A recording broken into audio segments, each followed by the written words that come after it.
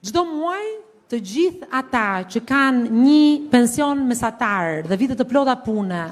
më pak se sa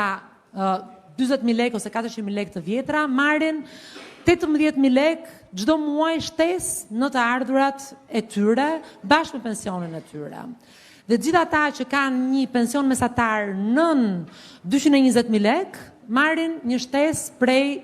8.000 lekësh ose 800 lekësh të reja.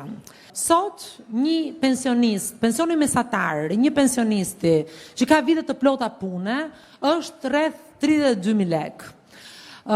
Sigurisht, flas për ato që kanë vite të plota pune, dhe në fakt vetë ky,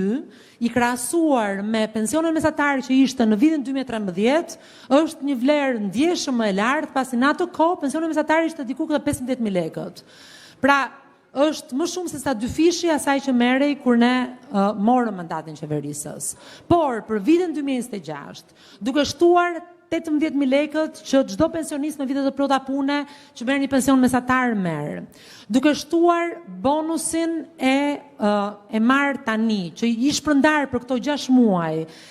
është diku ke 8.500 lekët. Dhe duke i shtuar gjithashtu edhe indeksimin që për një person që merr pension mesatar është diku ke 9.400 lekë,